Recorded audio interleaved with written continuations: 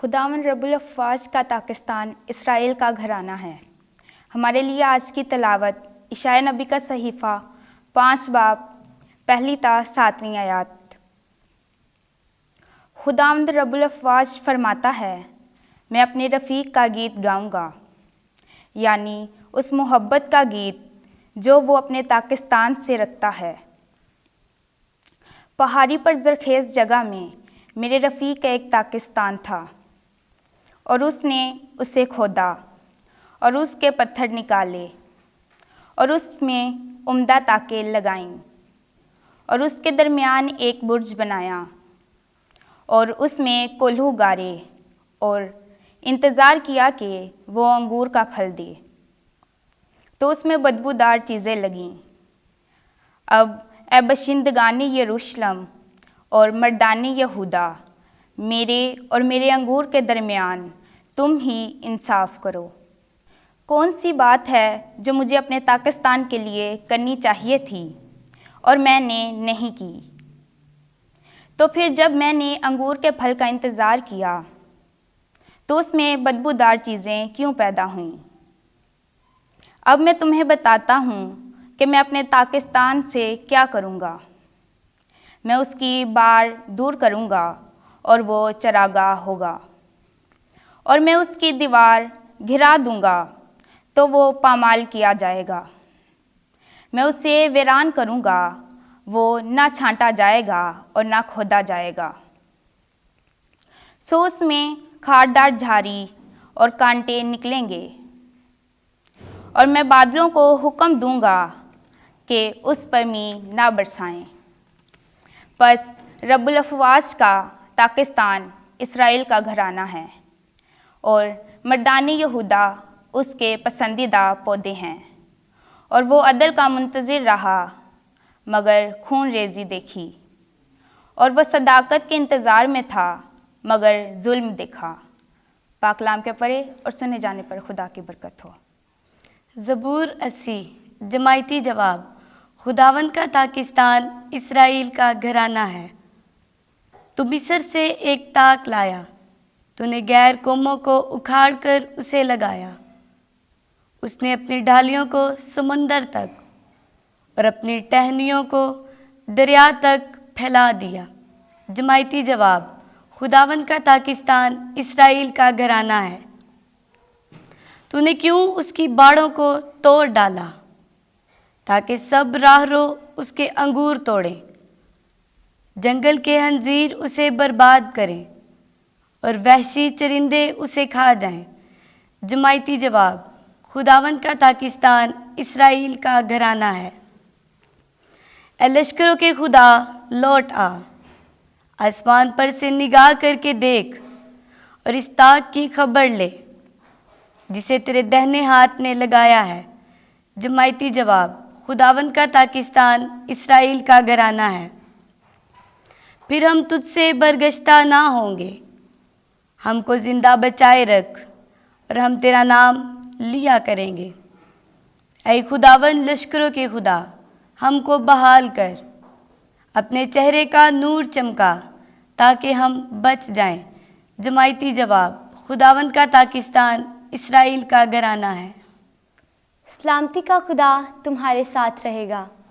ہمارے لیے آج کی دوسری تلاوت مقدس پولس رسول کا خط فلپیوں کے نام، اس کا 4 باب، اس کی 6 سے 9 آیت تک۔ اے بھائیو، کسی بات کی فکر نہ کرو، بلکہ ہر ایک بات میں دعا اور منت سے شکر گزاری کے ساتھ تمہاری درخواستیں خدا کے حضور کی جایا کریں، اور خدا کی سلامتی جو ساری سمجھ سے باہر ہے تمہارے دلوں اور تمہاری عقلوں کی مسیح یسوع میں نگہبانی کرے۔ غرض اے بھائیو، جو کچھ سچ، جو کچھ شرافت کا، جو کچھ صداقت کا، جو کچھ پاک، جو کچھ پسندیدہ اور جو کچھ دلکش ہے، الغرض جو کچھ نیک اور قابل تعریف ہے، اس پر غور کرو۔ اور جو کچھ تم نے مجھ سے سیکھا اور پایا اور سنا اور مجھ میں دیکھا ہے، اس پر عمل کرو تو سلامتی کا خدا تمہارے ساتھ رہے گا۔ پاک کلام کے پڑھے اور سنے جانے پر خداوند کی برکت ہو۔ خداوند آپ کے ساتھ ہو۔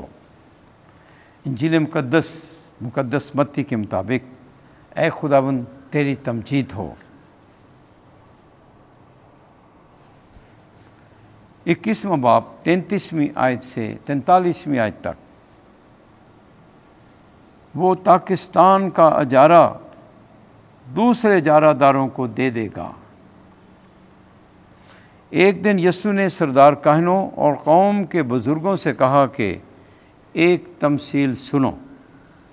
ایک مالک مکان تھا جس نے پاکستان لگایا اور اس کے چوگرد احاطہ گھیرا اور اس میں کولو گاڑا اور برج بنایا اور اسے اجارہ داروں کو اجارے پر دے کر کسی اور ملک کو چلا گیا۔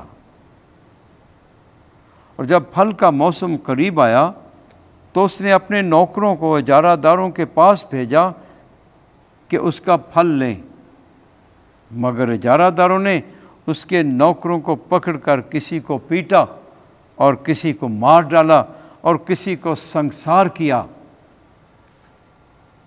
پھر اس نے اور نوکروں کو بھیجا جو پہلوں سے زیادہ تھے، انہوں نے ان کے ساتھ بھی اسی طرح کیا۔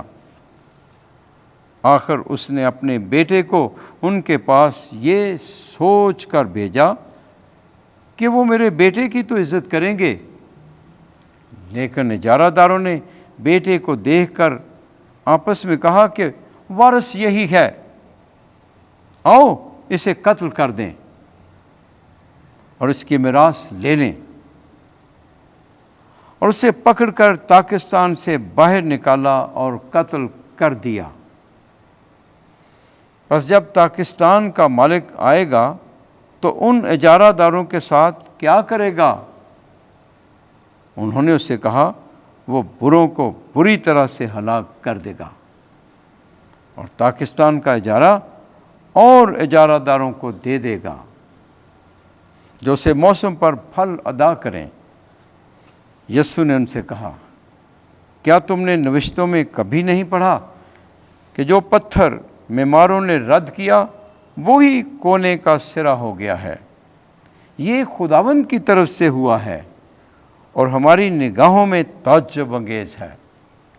اس لیے میں تم سے کہتا ہوں کہ خدا کی بادشاہی تم سے لے لی جائے گی اور ایک قوم کو دے دی جائے گی جو اس کے پھل ادا کرے۔